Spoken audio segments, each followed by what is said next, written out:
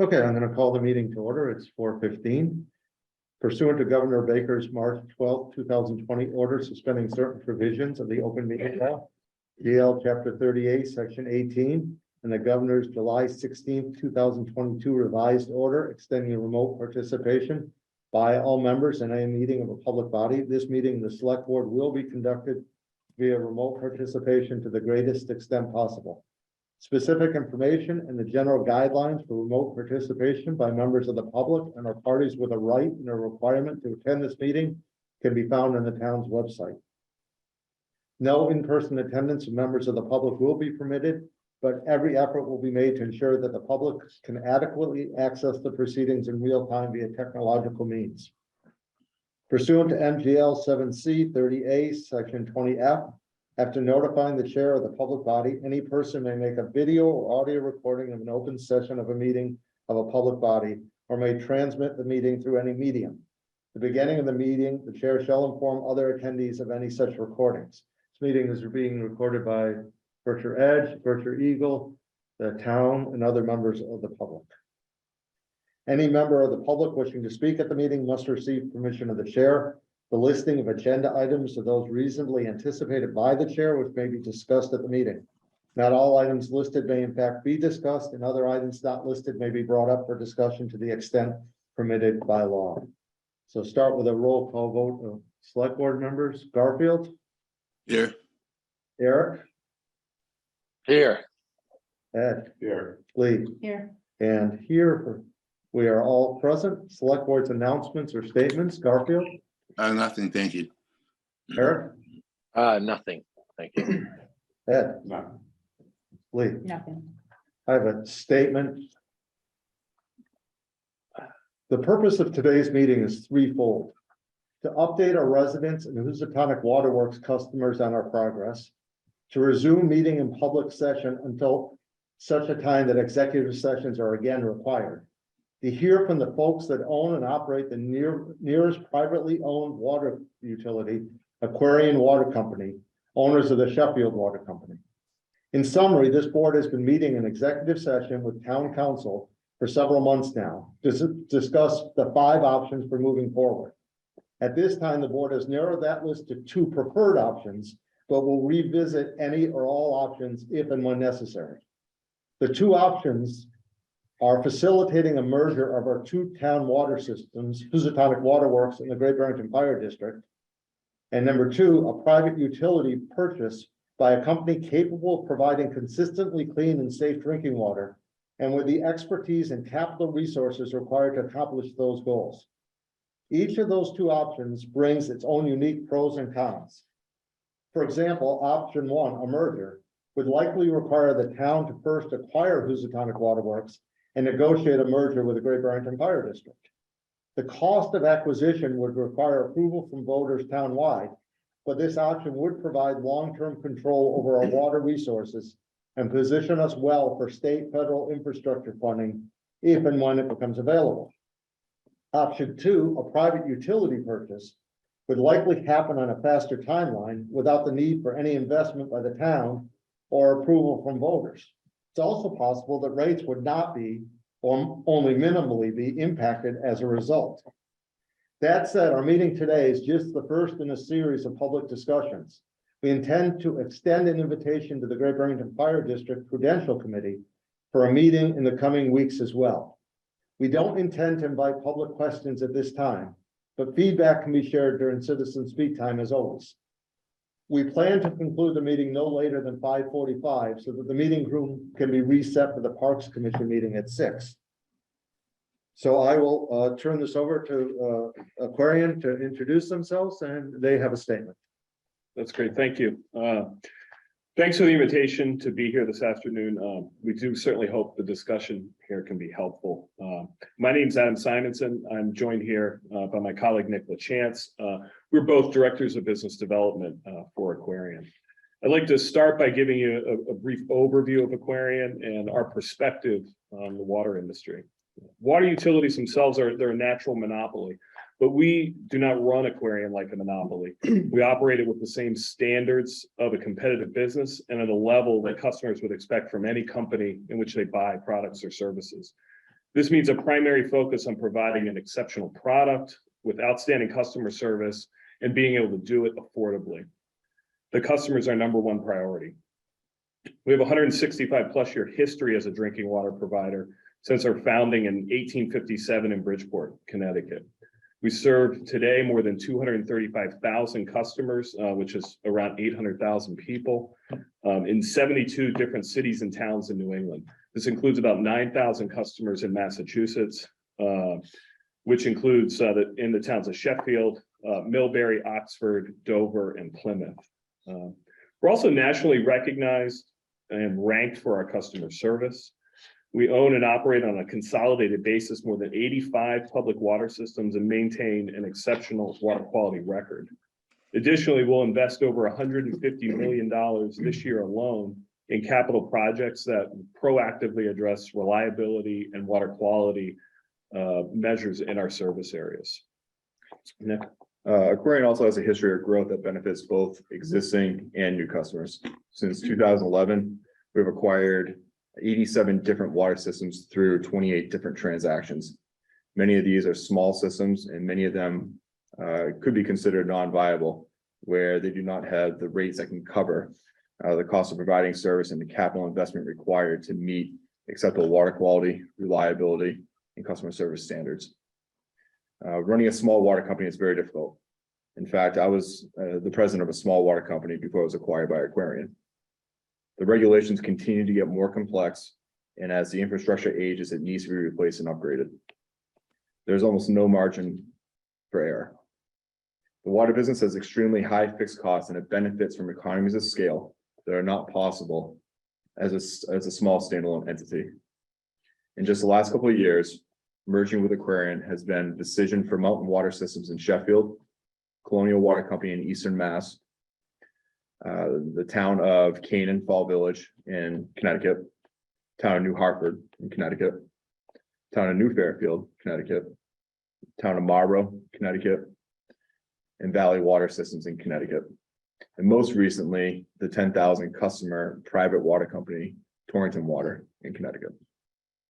Let's turn and talk a little bit about Housatonic. First, there's a lot of publicly available data and information about Housatonic. It's DPU reports, the engineering reports on the town website. There's been a lot of communication from DEP, and a lot of that's been published in the press. We've taken a look at some of that information. In short, it certainly appears that there's a lot of issues with product quality. And then also it looks like there's a desire to address those through raising rates that I think really pushes the limits of affordability for a lot of people in town.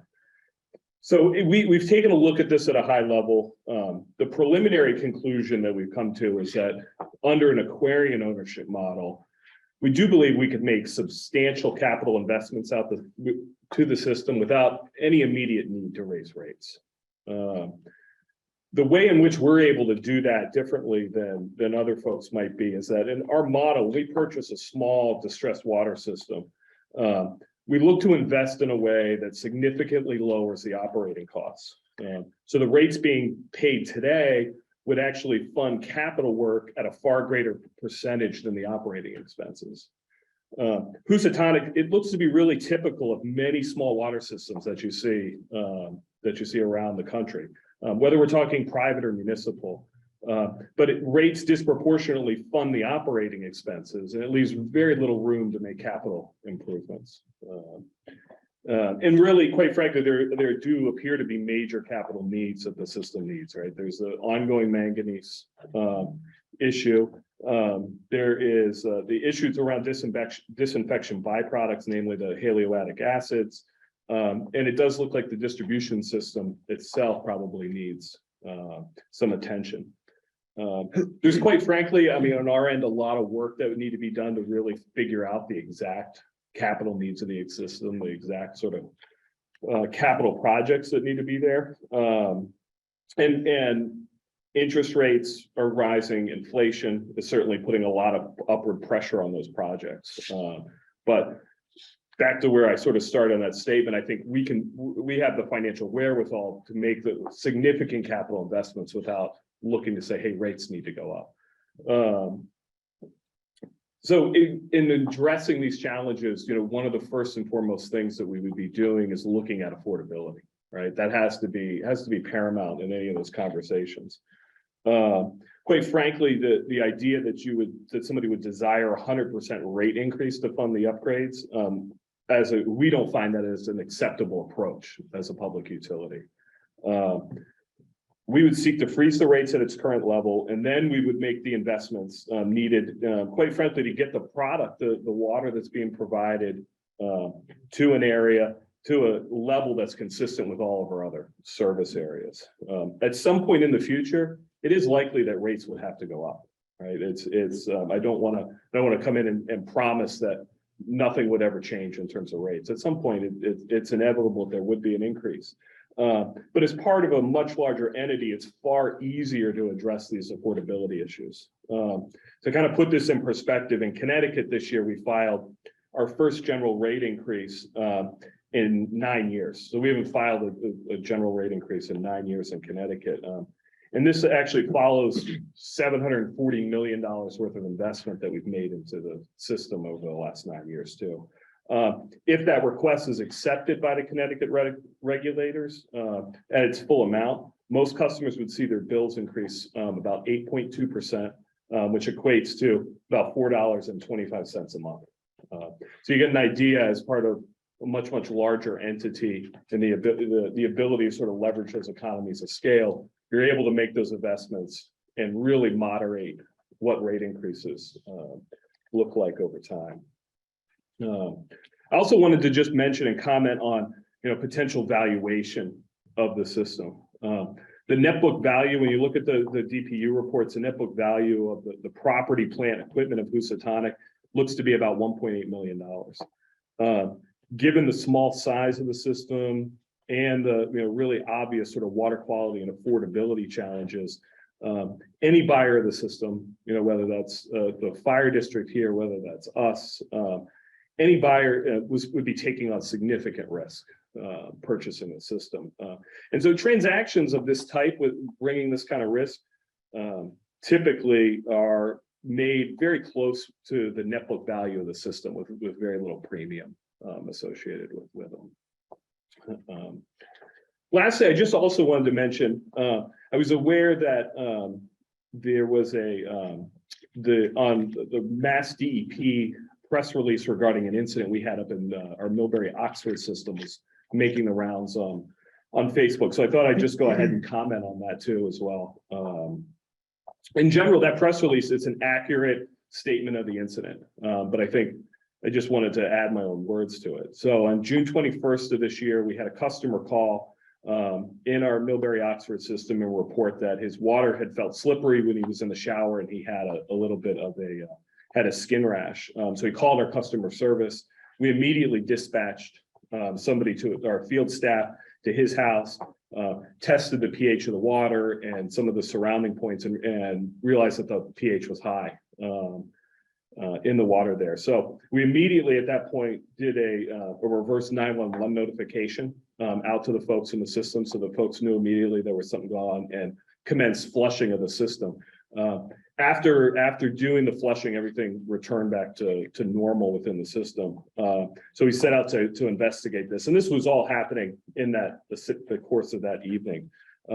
So in that system, if you had a high pH like that, it really only can mean one thing. We use what's called caustic soda there for corrosion control in the system to actually raise the pH up to a level that it doesn't cause corrosion within the system. And for the pH to be that high, it really means that far too much caustic soda had gotten into the system somehow. So they determined that night that the issue was actually related to a repair that we were making to the system. The chlorine feed system, which adds a disinfection for that system, had a leak in it. And so that day they had taken that chlorine system, they had taken everything offline to make a repair to that. When they did that, you depressurize the system. You have what are called anti-siphon valves that are supposed to protect anything else from getting kind of sucked into the system while it's depressurized. And the valve on the caustic soda feed system had failed. And so when they depressurized it, it actually sucked in a slug of the caustic soda into the system. And then there's supposed to be a check on that, in that there's pH meters on the outgoing part coming out of the system there. And that pH meter, while it was calibrated when pH was within the normal sort of operating ranges, it was not calibrated properly on the high range of that. So you had water that exceeded a pH of 10 that actually left the well house that day. And the way that system's supposed to work, it should automatically alarm and it should shut off. So the calibration wasn't done properly. So at the end of the day, it ended up, we had about 8 gallons of caustic soda that got fed into the system. Instead of having a pH of around 7 to 7.5, you had this area in the system for a short period of time that had a pH between 10 and 11. At the end of the day, the cause of the incident, it was our fault. We made a mistake. It wasn't our finest hour in terms of making that mistake, but I do think our response to it was really exceptional. When you look at the time frame of how we were able to quickly respond to it, understand what happened, take corrective action, notify folks, and worked really, I think, in DEP would say, worked very cooperatively with DEP to make sure everybody knew what was happening and that it got resolved as quickly as possible. So I hope that the information we shared is helpful. And with that, we open it up to the select board here for questions that you might have of us. So Garfield, Eric, questions? I got a couple of questions. Okay, so I'm gonna let Ed go first and then I'll have you next. I apologize, I'm trying to figure out how to ask this. I took a public utilities course 40 years ago in college, something in another state. So you're entitled to a return on investment. You're 85 companies, 83 companies, or are you one company? Like if you're going to be pouring all this money in, I get that some of the infrastructure upgrades will be from savings costs in the operating, but some will be investment. Aren't you entitled then to a rate increase to get a return on that investment? Yeah, so it's a really good question, right? Because I think the private utility model, it is a little complex to understand. So just to be clear, when you talk about in terms of companies, right? The 9,000 customers that we serve in Massachusetts are part of Aquarian Water Company in Massachusetts. So that's a single entity regulated by Massachusetts DPU and Massachusetts DEP, essentially. And then we've got Aquarian Water Company of Connecticut, and then we've got two water companies up in New Hampshire. So your question in terms of a return on the investment, right? When you go to the regulator and look to set rates, right, or to increase rates, you are submitting to them what's called a revenue requirement, right? And the revenue requirement is designed to meet the cost of providing service. And so that cost of providing service has a couple components to it. It has all of your operating expenses that are in there. And then it also has a required return on the investment. And that return on that investment is made up of 2 parts. One part is debt, is paying for the interest on whatever debt you've had to borrow to do that. And then there is this piece that is termed the return on equity, right? And so it's set at a level that gives the water utility an opportunity to earn a return on equity based off that investment that comes in there, right? And so what you're incentivized to do at that point is to very much be able to hold your costs where they are, because if your operating costs increase, then you lose that return on equity, right? And then what happens with that return on equity, right? It really comes in. There's 2 things that happen with that profit piece that come out there, right? Is that one, you're taking a significant amount of that profit piece and you're putting that back into the system for capital investment, right? And that's really the correct way and the Aquarian way that we run that business. So you're significantly reinvesting in the system with that, and then you are taking a piece of that return on equity, and it does go back to shareholders, right? And the reason you're doing that is being able to provide that return to the shareholders. I mean, that is what enables you to also lower your overall cost of capital, right? really almost no different than you're paying interest that's going to, somebody who loans you the money, right? The shareholders that have invested in the company are looking for a return. So you're really an 8,000 customer company, not an 800 customer. Housatonic Waterworks is about 800. Right.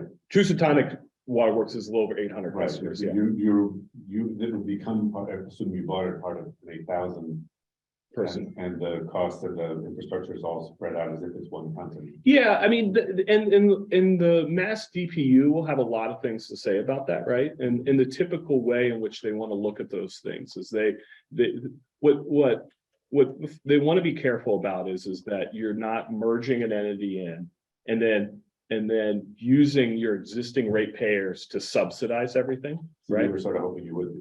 Well, but what happens, here's what happens is it typically, right? And I don't, and again, this is something that DPU and the AG's office, they would have a lot of input and thoughts on something like this if a merger like this was put in front of them. What they typically look to say is you've got to figure out how you get the product quality and the infrastructure up to a level that's more commensurate with the rest of your system, right? And then once you're sort of on equal footing with the rest of your systems, right? Then you really do get to that point benefit from the economies of scale, right? And that all those customers are now sharing in the risk a little bit. And so that something bad that happens in one system, everybody's kind of funding that a little bit. And you're not just stuck out there on your own. So there's really typically like a transition type period on those kind of things. So as part of a merger application, they would probably look to say, okay, hey, what is going to be the required capital spend up front to actually take a system like Housatonic and bring it up to a level that is more commensurate with the rest of Aquarian. And your estimate is that investment will be done without a significant rate increase? Yeah, it's really, I think, I don't know how much the capital work's going to cost. I mean, I think that's sort of the fair answer on some of that. I mean, there is, I think in a letter that I saw that Housatonic had sent out, they alluded to sort of escalating costs on things. I mean, it's true. It's true. I mean, the costs of things have gone up dramatically over the last, really over the last year in those pieces. But certainly as a larger entity, you have greater purchasing power on things, right? We're not as reliant on outside engineering on pieces, right? Because we have our own in-house engineering folks to do a lot of stuff. And you have the ability to significantly lower the operating expenses. I mean, that is really that's kind of the trick there of coming into the larger entity of being able to significantly lower those operating expenses and have the rates that are being paid today really go fun. Because if you look at the DPU reports of Housatonic today with their operating expenses and the revenues that are coming in, they're not meeting that cost of service. And then you pile on all the needed capital investment, it's natural to say, hey, we're going to need to go ahead and increase rates. And so I think, as a larger entity, we can come in and take with a different perspective there. It's also just important to note that, any potential rate adjustment would be subsequent to the capital work being completed.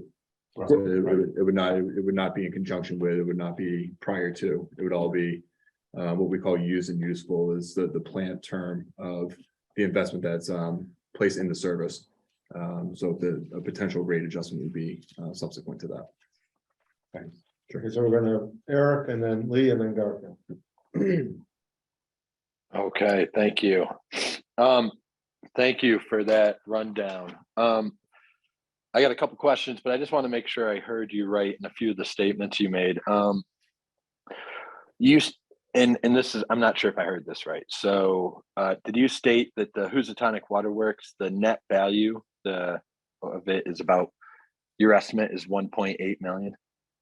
Well, I'm looking, that was based off of the DPU report was the original cost less depreciation of property, plant and equipment that's being used by Housatonic, which is generally, you're looking at buying the system. That's what you're buying. You're buying those assets. Right.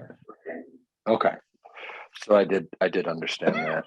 And then that last thing you just stated, as far as the rate increases, Aquarian's method would be fix the system first, then ask for a rate increase, right? Basically, in layman's terms, Yeah. that's what you just stated.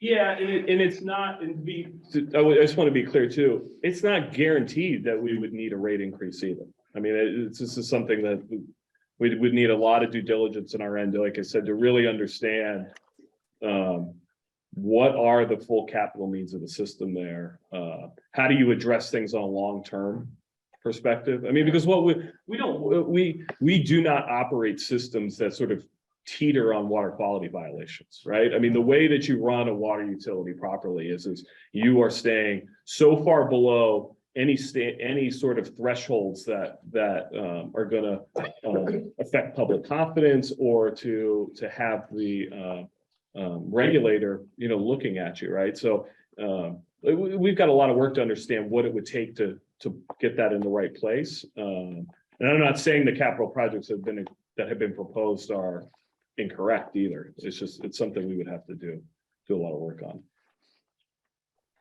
Anything else, Okay. Aaron? Yeah, a few more things. So Sure, go ahead. the town ran some reports and hired some engineers, and their estimate was about basically a $30 million infrastructure overhaul. In one of those reports, the guys stated that a standard water utility on a reoccurring basis every 50 years, the infrastructure would basically be replaced. Just wondering if you can confirm, is that a method that Aquarian goes by? And if Aquarian was to take on Housatonic Waterworks, or if you negotiated a deal or however it would work, what would be the first two phases and the priority for you to move forward with the upgrades? Yeah, I mean, let me take the first part of that first. I think the saying a 50-year replacement, model and infrastructure. I mean, that's a pretty broad statement that is, it's tough to agree with that on its face, right? Different equipment and different pieces of water systems age at different rates, right? I mean, you have certain pieces of equipment that need to be replaced every 2 years that are inside a well house. You've got pipe that has lives of 60 years or so. We've got pipe, certainly have pipe that's much older than that in some of our systems. So what you're typically doing is, especially with some of the longer life assets and pipe, to be specific, I mean, the approach that we take is you're looking at it from a risk-based perspective. So you're understanding what is the likelihood of failure of certain pieces of pipe? What is the consequence when it does fail, right? So, I mean, so in simple kind of layman's terms, if you have really big, really old pipe, I mean, that has a high risk that you're going to prioritize to get that replaced first. And you're planning out over a long term, how do you replace this infrastructure and address affordability, right? So we actually look at, from a business planning perspective, we've got a 5-year business plan that we look at in terms of projected capital projects. We've got a long range 20-year business plan, that thinks long term in terms of how are you going to do some of this and continue to manage rates in there. So it's hard to just say, to just say, hey, here's step one, here's step two. That being said, in terms of your first question, or the second part of your question, in terms of what do you need to do?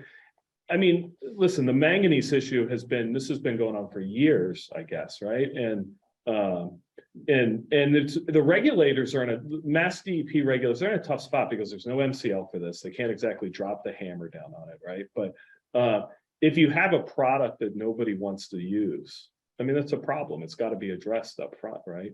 And then secondly, the disinfection byproduct issue. I mean, that's also, the disinfection byproducts are tricky to deal with because you got to deal with the organics that are in the system that are coming out of there. You have no control over that as the water utility for the most part, right? But you do have control over your ability to remove them in terms of what kind of filtration you're using and what you're doing with that. And then you got to think about your chlorine dosing, right? Because the two are all intertwined, right? You're trying to maintain good chlorine residuals. It's a really difficult balance.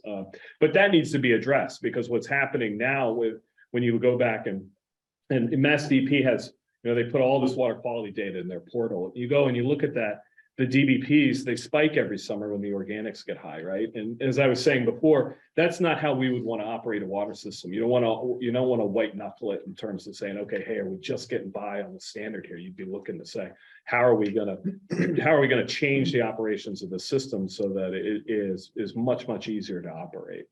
So that does that answer your question there, Eric? I didn't. Yeah, it does for the most part. I guess I understand that you would have to dig in a little deeper, but I guess Housatonic Waterworks customers, a lot of them have had brown water coming through their faucet every day since May, if not sooner. And I guess I would be curious on, say, day one, if Aquarian was to take it on, what would the change be? Would there be bottled water to offer to people that they'd have no other resource? It's people are schlepping water back and forth, and I guess I just was curious on how you would look at that. Yeah, it's a great question, Eric. I mean, because what the currently proposed pilot that's out there, the green sand filter pilot to address the manganese. I mean, DEP's been pretty clear they want to see a 4-season pilot with that, and there's no shortcut to that. I mean, there's no magic wand that we come in and do something differently there. I mean, there's good reason why they want any new treatment technologies. They want to make sure there's no unintended consequences of bringing them in, right? So we were probably bound on a very similar time frame to those sort of things. And so I don't know today, hey, what would be the step one answer on these things? I mean, and to be fair, I just want to be clear. I don't know that we actually want to purchase Housatonic Waterworks. I mean, it's a risky proposition. I mean, it is. We're interested. We want to investigate it. We want to see if we can do it, but it's a risky proposition. And your question's, it's a good one, because sitting in my seat, I wouldn't be comfortable saying, hey, we're going to go purchase this without a real clear answer to your question in terms of, hey, here's day one activities. So yeah. Okay. And then I got one more, and then I'll give up the mic here for a minute. But being a customer as well, in Housatonic, we've been dealing with a lot of water main breaks over the last few years as well. So I guess just wondering Aquarian's method here. There's a section in Housatonic actually that about 40 feet of the road was opened up, and then what I would describe as a Band-Aid was just put on it. And then a few months later, another break in that similar area within 15 feet happened. So another Band-Aid went in. And then 6 months later, again, within 20 feet of this one section of road. So we just have Band-Aids on top of Band-Aids. And I guess in a situation like that with Aquarian, at what point would a company just call it and just replace 50 or 100 feet of pipe? I think not knowing any of the specifics of what you're talking about, I wouldn't claim to sort of pass judgment on some of that. I will say, what we do certainly try to do is replace pipe on a scale that is cost effective. Right, when you go to replace pipe and you have somebody out there, if you're going to be opening up a road and you're going to be getting folks out there to do it, you should try to replace a reasonably long section of pipe, right? Because you've got a certain amount of fixed setup costs that just come from any time you need to open up the road and do that. So generally that's our approach. We want to kind of do larger projects. We certainly.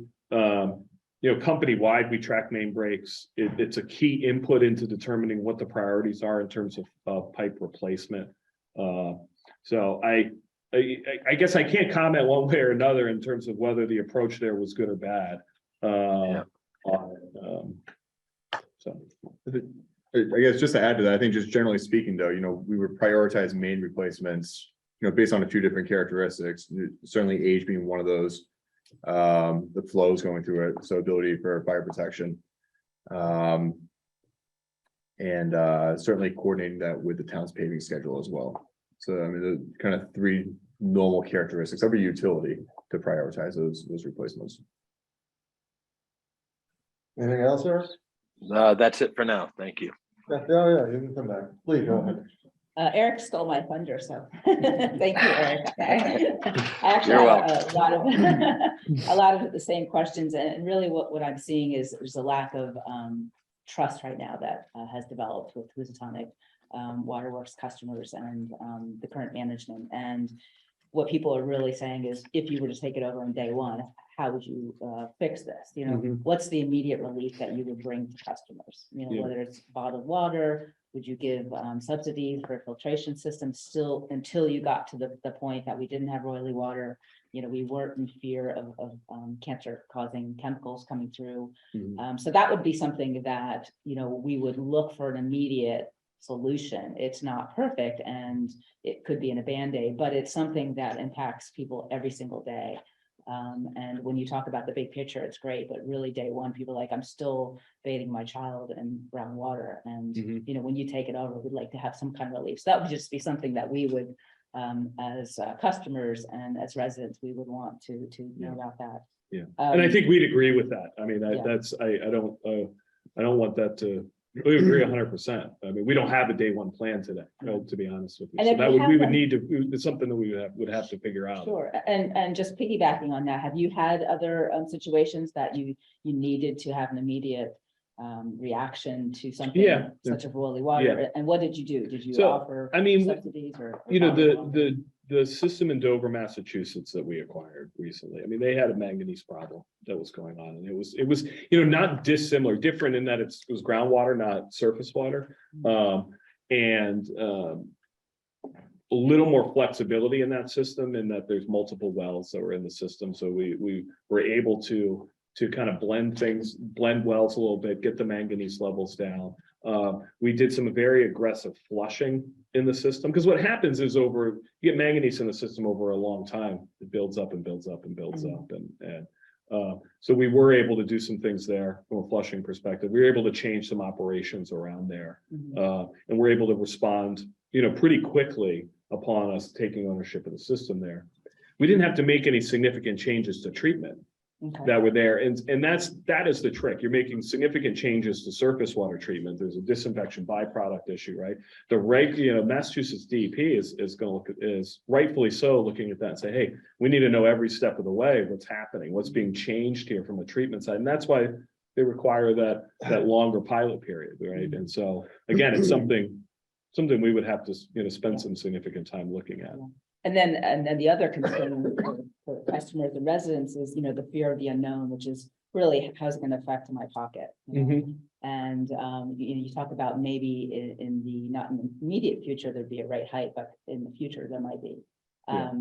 And so there has been some confusion that people think that the current management, is not able to access state funds, but there is a state revolving loan fund available to private water companies, and they have chosen not to avail of that. So I'm just curious, have you ever taken state money?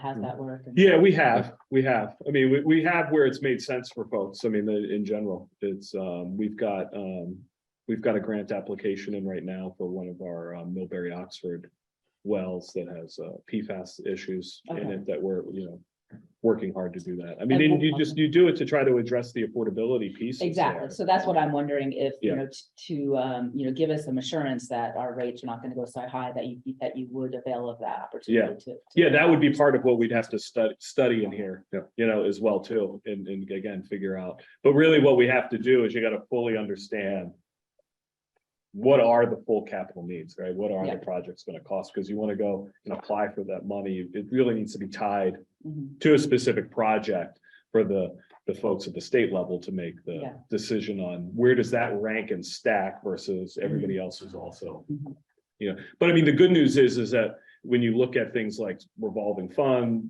dollars or, you know, loan-based pieces on that, right? For us to go ahead and make a $2, $3, $4, $5 million capital investment, financing isn't going to be the reason why it doesn't happen, right? I mean, that is, you know, from a financial perspective, we make, you know, those kinds of investments all the time, obviously. There has also been concern about, you know, the monopoly. So I think Ed maybe talked about this or touched upon this with Eversource acquiring you and you then, you know, prior to that, acquiring New England Service Company, I believe it says.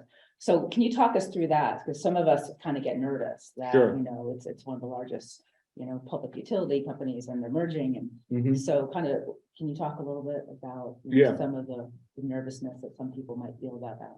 Yeah, no, and it's a good question. I mean, we are, so we actually operate, we're pretty independently from Eversource, right? They are the owner of Aquarian Water Company.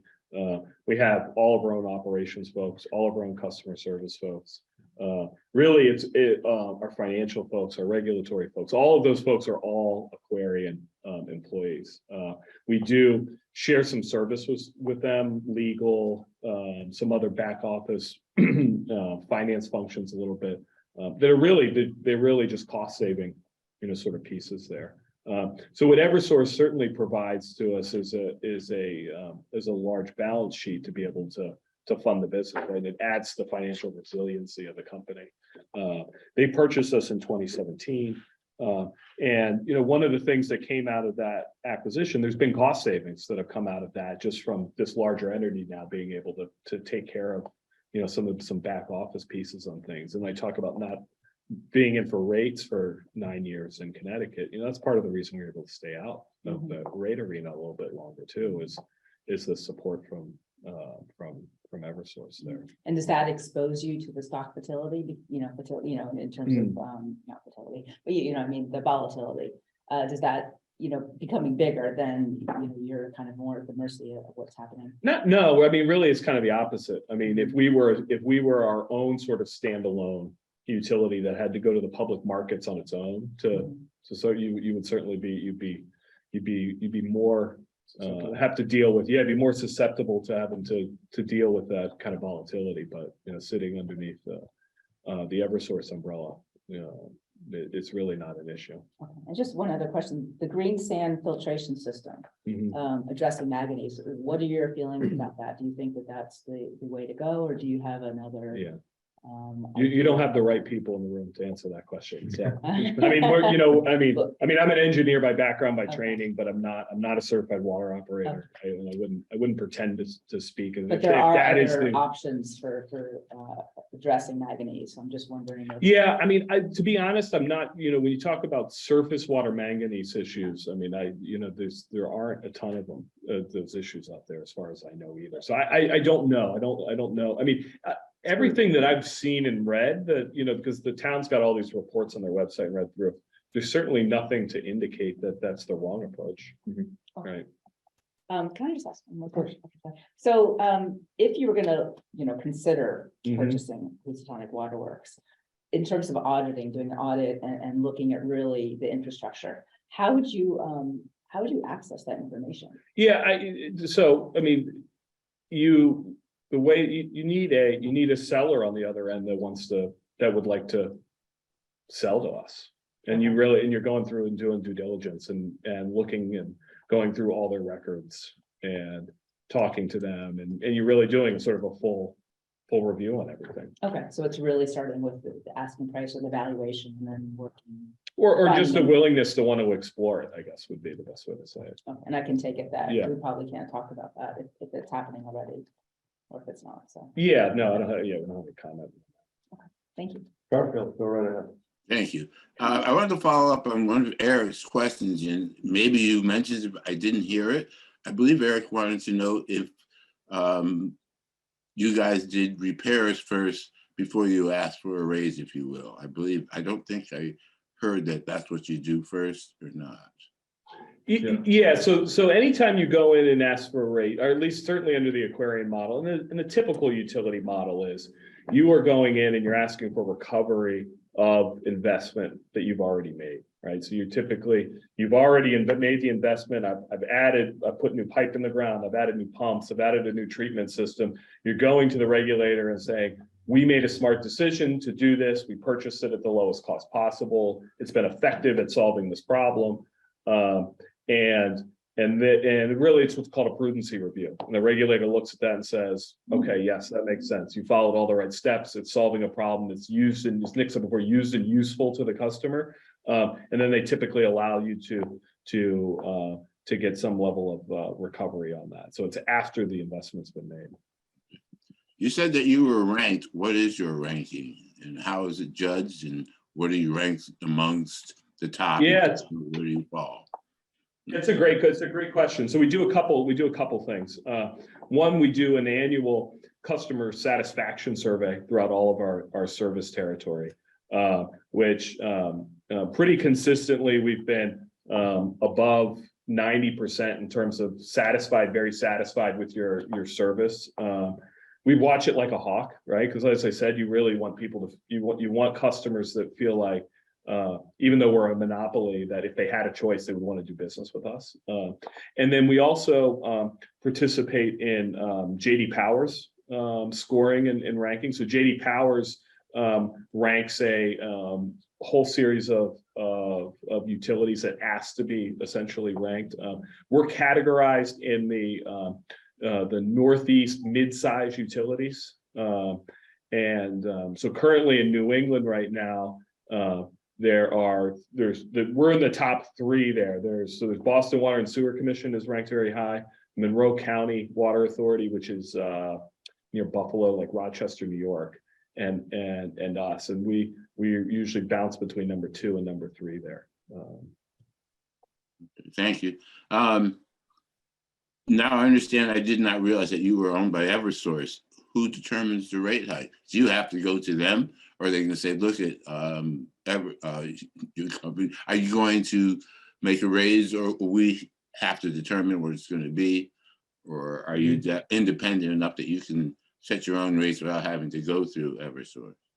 Yeah, well, so I mean, at the end of the day, the way that the rate process works is you put an application in front of the Department of Public Utilities in Massachusetts, and they make the determination in terms of whether that rate increase is just and reasonable, right? For all the sort of things we are laying out, they're going to review all your operating expenses and make sure that these are prudent operating expenses. They're going to review all the capital investment that you put in there.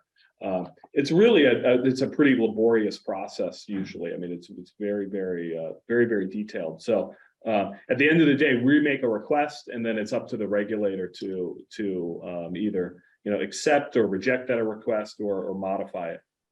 So that's not coming down to Eversource, is what you're telling me. Yeah, there's no ability for an owner to say, okay, it's time to raise rates. Let's go ahead and do it. Right? It has to all go through the Department of Public Utilities. And let me just add, Garfield, the town has intervened in those, and we have standing, and we also can express an opinion before the review, before the is granted. Yeah. Thank you.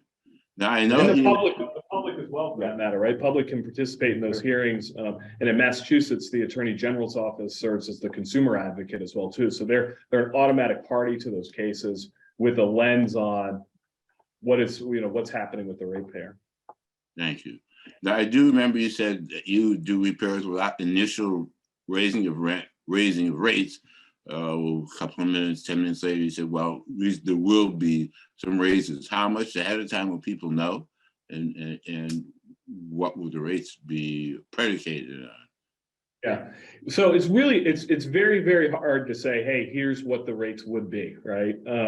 But I think the best sort of model for that is to really look at what our history's been across our service areas, right? So we manage the business around the customer and managing it around affordability for the customer.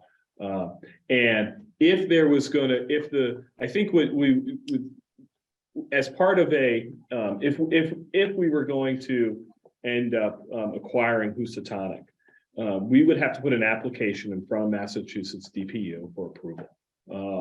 And that application is going to need to offer up in there all the reasons why it's a good idea, all the reasons why it would be in the public interest.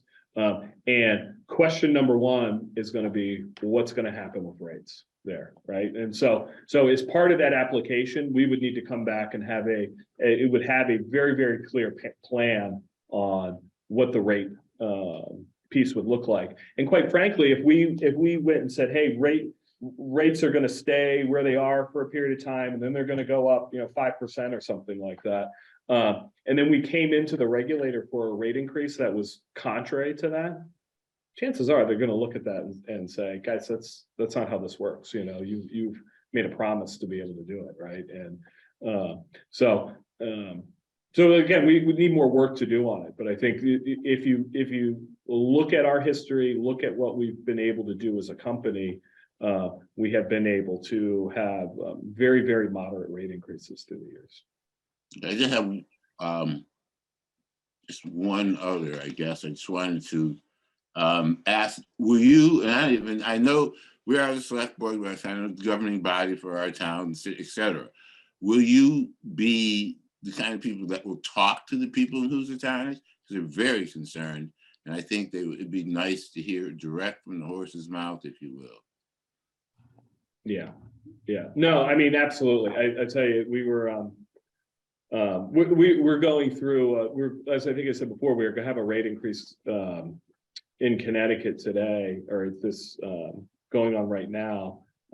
There's been a tremendous amount of public outreach around that to folks. I mean, I think we've got about 350 employees. I think if you went around and you talked to those employees, I mean, one of the reasons they love their job is when they get to interact with the public and solve people's problems and be present in the community. About a third of those employees, they volunteer on various organizations throughout the service areas, right? They make a point of being very involved in the community, being part of the community. And quite frankly, as part of being a water provider, that's your job to interact with the customers and the public and to answer their questions. So I'd like to think we're really open, very accessible organization from that front. Thank you. Thanks, Garfield. Eric, I'll be with you in a second. I do have one question. You guys have done a tremendous job, so I don't have a lot, but I think the people of Housatonic deserve to hear this. It may be a softball question, but one of their frustrations right now is that the state's very concerned about safety, as we all are, make sure the water's safe. But when we talk about the water being brown, you can't do laundry, you can't bathe, state says, well, that's the aesthetics. We're not worried about that. I need to hear from you guys, as people of Housatonic need to hear that both of those are issues that you're going to be concerned about. Yeah, I mean, full stop. I mean, having discolored water, it's not an acceptable product. It was a softball, but I think people in Housatonic deserve to hear that. Yeah. Eric? And then Yeah, thanks, Steve, and thanks for that question.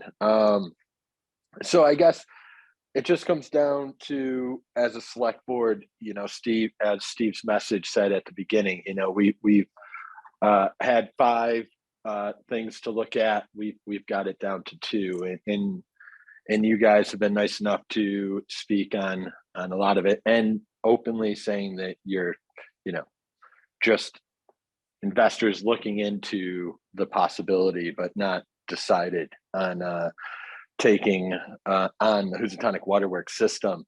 So in this time where, everything, obviously global warming, all this stuff is a major issue and definitely on the minds of all Great Barrington residents moving forward.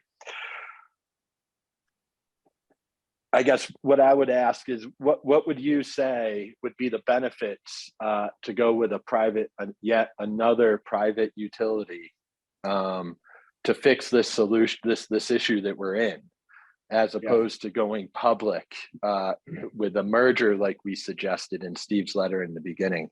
What do you see as the benefit of having a company like yours, if you were up for it, to make this investment and move it forward? And then let me just put a pause there. And then another question, and this does go back to what Ed asked basically right in the beginning and Lee touched on, but I think it's important to just know and exactly, how do you strike the balance between profit and the public need for such a vital and scarce resource that water is now, and obviously is gonna just get even more scarce and vital as the decades Yeah. go on. So So I think a couple things to that. I think, let me take the last part first, right? Because I do think it's important that folks understand when you talk about water sources, right? Water sources are really held in trust by the state, right? So whether you're a municipal utility, you're a privately owned water utility, right? You have to seek permission from the state to be able to pull that water out of the ground, use it, and deliver it to folks, right? So at a state level, they're really the folks' responsibility for managing water quantity and making sure that folks are whether you're a municipality or whether you're a private utility, that you're using it correctly. So you don't actually, as a private water utility, own the water, right?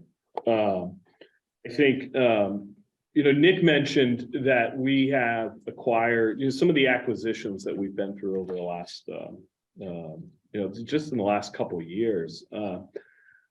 Quite a few of those were municipal acquisitions, right? So these were towns that said, "Hey, I don't think it makes any more sense. I don't think it makes sense for us as a municipality to necessarily be in the water business," right? When you look at where things are going from a regulations perspective, right? Whether it's lead and copper rule pieces that are coming down, the sort of prevalence of PFAS and the regulations that are coming down with that.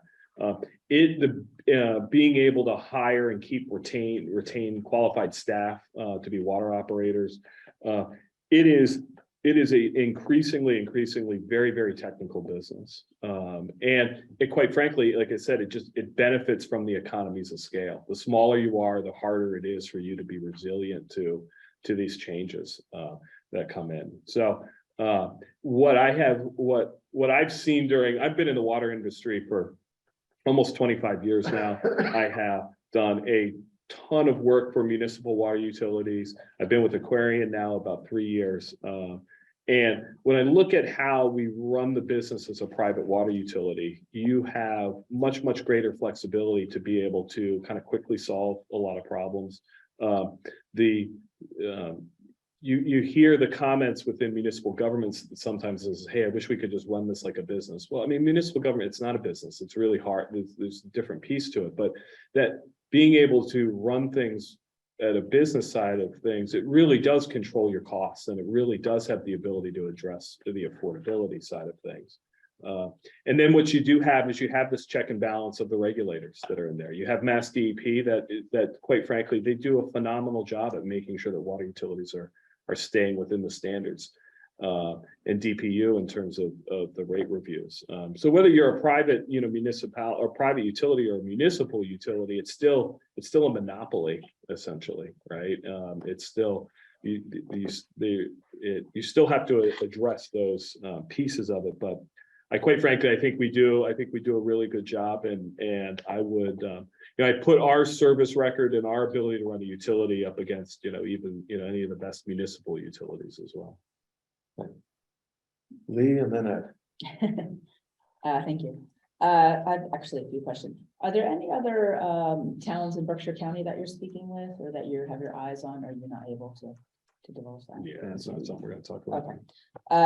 And so Great Barrington doesn't have a secondary water source, and obviously you're aware of that. So I'm just wondering, is that something that you'll be exploring as well as? It seemed that them talk, right now, I guess there's an emergency interconnect between Great Barrington Fire District and Housatonic, right? That can be done hydrant to hydrant kind of. Couple of fire hoses. Yeah, exactly. it's Very much an emergency Yeah, interconnect. but we don't really have a. Yeah, I think the idea of interconnecting the systems from a reliability perspective makes all the sense in the world. I mean, we certainly. Could you do that with the piping? Yeah. I always heard that was. Yeah, I don't know how close the an system, emergency. I don't know how close the systems are, but I mean, that's pretty common that you want reliability in systems, right? You want to be able to support neighboring water systems regardless of the owner. So yeah, I don't see a reason why that's not something we would support. Two more questions. Have you ever been turned down for a rate increase? Well, certainly the regulators, I mean, the regulators, when you go through and ask for a rate increase, it really is a full audit of everything that you're doing, right? And they're gonna find things in there that you have differences of opinion on, right? And it's a quasi judicial process, right? So at the end of the day, they're really the judge that comes in and says, okay, there's a whole set of laws that govern what you're able to recover in rates, right? But there's interpretations of that. And so we'll sometimes differ on the interpretations of those pieces. And it's not atypical that you might ask for a 7% rate increase and you get a 6% rate increase or something, yeah, along the lines. Yeah, absolutely. Last question. So I mentioned trust and the issue of trust. And as Steve alluded to, we're very, very concerned about health. And it's not just what you see, it's what you don't see, really, the hallucinatic acids. And there's a lot of people that are very, very worried about it. So, you might in theory be able to fix the aesthetic problem, but a lot of us aren't going to want to drink the water. So what are you going to do to really restore that trust? And, obviously it's been elevated and now it's coming back down, but that's almost a bigger issue of, you're fearful of what you don't see and you don't know. And so you might fix the brown oily water, but that's always a question until we replace all these water mains. So where do we go from there? Yeah, I think there's a lot of public outreach and education that's gonna need to be done. I mean, again, it's one of those things as a larger utility, right? We have a couple folks that are dedicated to public outreach and education, right? That are on a daily basis, either putting out communications, having one-on-one kind of conversations, explaining, various pieces of this to folks. We have a dedicated water quality department, right? That they manage water quality across all of our systems, and being able to explain, what those folks' role is, what they do, and as I said before, you're running these. You don't run these systems in a way that you're sort of teetering with MCL violations, right? You're running them so that you are sort of well below what any kind of water quality standards need to be. But it will take, I think, quite a bit of public education and outreach to explain.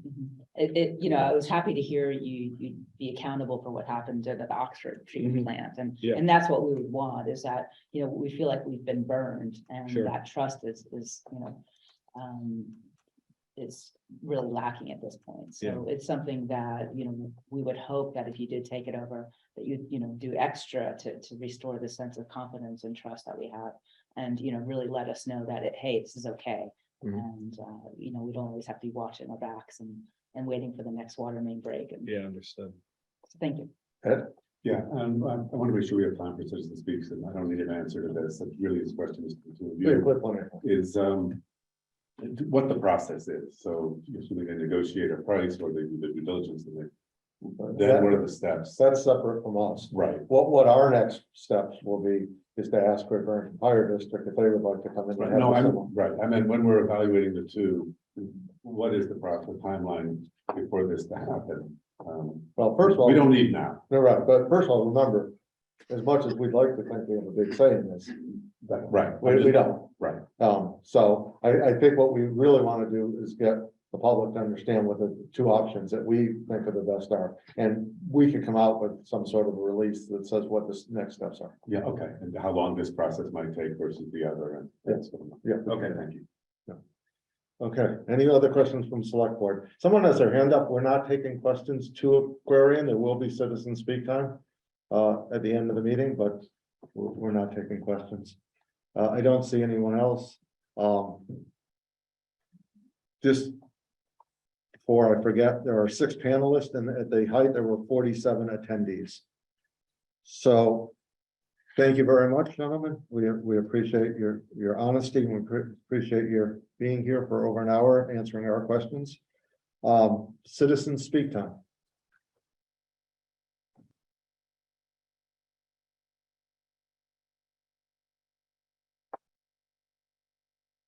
Looks like Ann Crowfoot.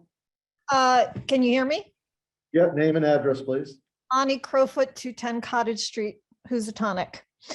So what I hear the Aquarian people saying is that the state government agencies are excellent at providing oversight, but that is absolutely not the experience of Housatonic residents. And how would you explain where we're at now with this company if the state had actually been doing their job? As I said at the beginning, just, you can ask the questions, but we're not asking the Aquarian any questions. Okay, well, Their that would portion is be, overlaid. that would be a very large concern. And then for the select board, regarding rate increases, what I did not hear them saying is how are these rate increases going to be if the Department of DEP and the DPU are working in collaboration with the private company to try to repay them for all their investments essentially through a rate increase.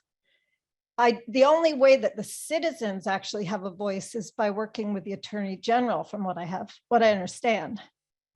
So it's more about the company's profit margin that's considered by the state and that negotiation, but then how much is the actual very middle-class citizen of Housatonic, who can't really afford much of a rate increase, going to handle an increase that is meant to pay off the company for big investments? Anything else? No, thank you. Thank you very much. Ann O'Dwyer? Can you hear me? Yeah. Yep. So thanks for the opportunity to speak. And I'm Ann O'Dwyer, 26 Kirk Street in Housatonic. And I just want to thank the select board for all their work in investigating some of these long-term plans and solutions. But I guess I just also want to ask to think about the short term for Housatonic residents. And I realize that your board might be really busy with dealing with the long-term plans.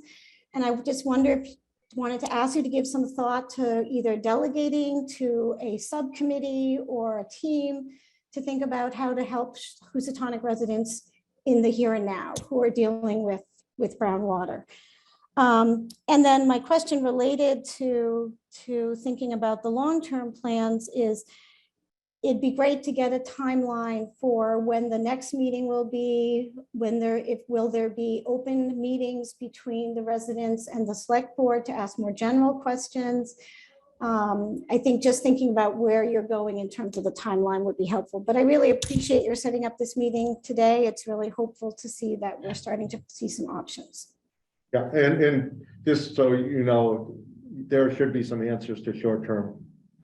We haven't forgotten that, our staff, town manager, assistant town manager have not forgotten that, and that's being worked on. Okay, thank you. Well, Sharon Gregory. Can you hear me now? Yes. Yes? Yes. Okay. Yes, and thank you, Select Board, for the studies that led up to this. The first one I read was the DPC engineering in 2018. So we've come a long ways and have a good base of information and not starting at ground zero. Thank you. My question is, I've also been, paralleling you all doing studies of my own. And I guess this is a question of anybody not to be answered perhaps, but Aquarian is known for purchasing water companies that are kind of more profitable. So I don't understand, why they would be interested in a money losing organization that has, $500,000 in losses and an infrastructure that needs almost full replacement.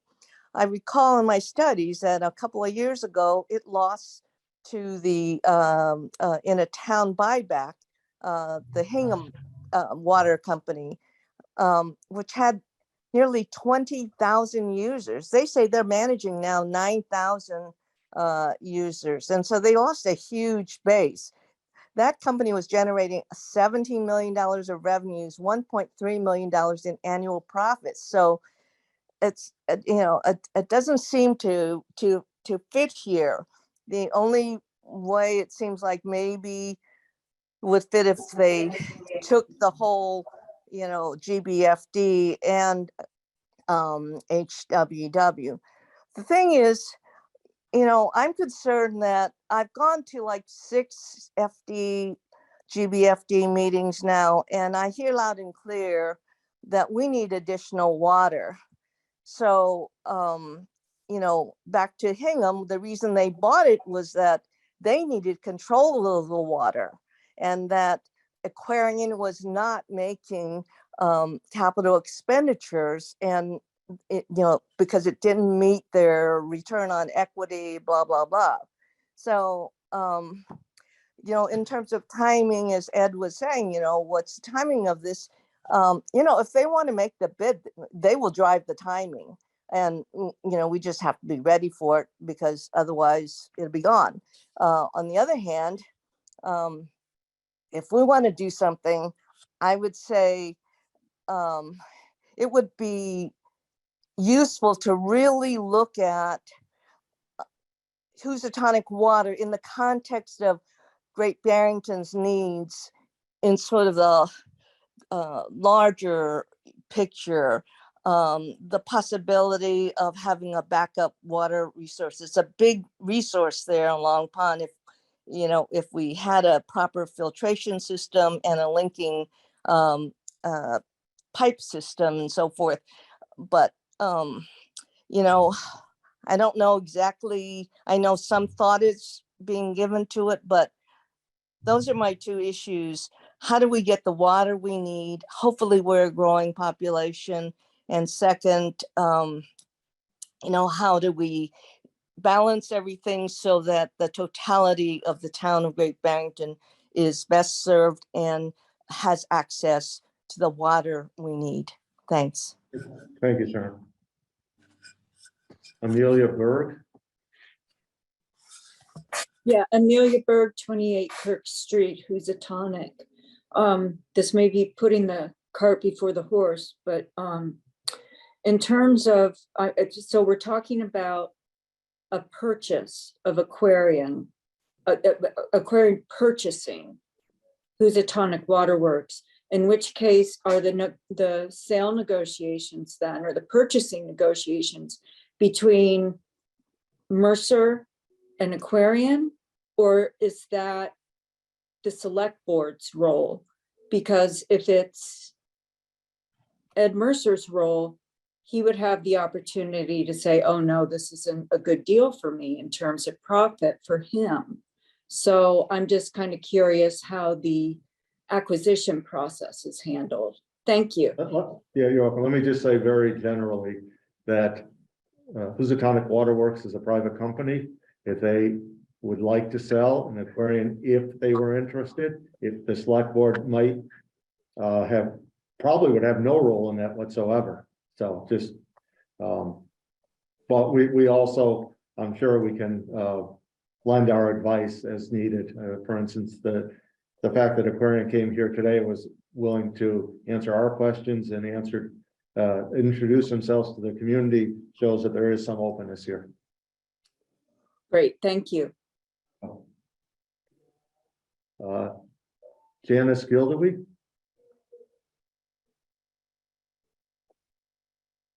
Hold on, I'm unmuted. Janice Roy from 185 Christian Hill Road, the corner of Christian Hill and Division in Great Barrington. So my understanding from talking to Jim Mercer in years past is that my house is about the fourth house, the beginning of the line. So Long Pond is not too far, more than a stone's throw away. And the piping comes across Christian Hill through a few properties and is the southern border of my property. So I guess part of something to think about is that I think some of these houses have been around quite a while and some of them have not. So it's not going to be just, I think, tearing up pavement and roadways. It's going to also involve, coming through people's properties and I don't know how you would work with that. The other thing that I'm thinking about is that Lee mentioned the aesthetic of the brown water, but there's quite a variation in the brown water. There's the slight tint of brown, which is a little off-putting, but not too bad. But then there's the bathtubs that are being filled with opaque brown sludge, which is totally unacceptable. And I know efforts have been made to do things with bottled water. We could buy some from Taft's or fill jugs down in front of the library. But there's really nothing in place to replace people being able to take a bath or a shower, or their dishes come out dirty or whatever. So I think I'd like to see something more be done with that if possible. And then the other thing is that some of the piping, as I understand it, one of my neighbors across the street, when I asked how the piping came through, it comes through the woods. So in that case, it doesn't come over to our side of the street and then go back over, it comes through the woods. So I think there may be some interesting piping situations, all of which are well over 150 years old.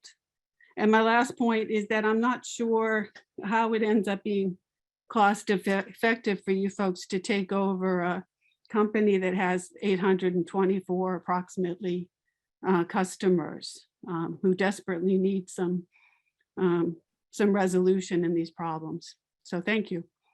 Thank you very much. Warren Palmer? Hi, hear me? Yes, we can. Name and address, please. Yeah, Warren Palmer, 83 Van Dusenville. 2 questions. Short-term remedy for the folks at Housatonic. Can we drill our own wells? Can you recommend in-filter whole house systems? I just would like to see a list of things that, you know, Housatonic residents can access. And 2, it's kind of weird for me to be dealing with water quality issues in the 21st century. I understand it's an old system, but we don't have power outages. We don't have, you know, when the snow comes, we don't have issues with the roads getting plowed. Water is vitally important, obviously, for life. And to have such issues with water quality for the past, I don't know, forever, there needs to be a really huge sense of urgency on fixing this problem. And what is the town, like, what's the town's timeline on that? 1 year, 2 year? When can we fix this? I think that's really important to put a cap on it to get it resolved, because water quality is a quality of life issue. Thank you very much. The only thing I can say on the timeline is it's not in the town's control, so the sooner the better. That's why we're trying to move this along. But the town neither does it own Housatonic Waterworks or have a control over water issues. That's the state. So I think everyone's frustrated, but we are moving it as fast as we can. I appreciate your efforts. Okay, citizens speak time. Garfield. Selectboard, I'm sorry. Selectboard. You're muted, Garfield. Thank you. I'm all right. Thank you. Thank you. Eric. I'm good. I want to thank Aquarian for coming in to listen to the citizens' concerns and our questions. And that's it. Thank you. Thank you. Aaron. No, thank you. Lee. No. Media time. Seeing no hands raised, by unanimous consent, we are adjourned. Thank you, everyone, for participating. Thank you.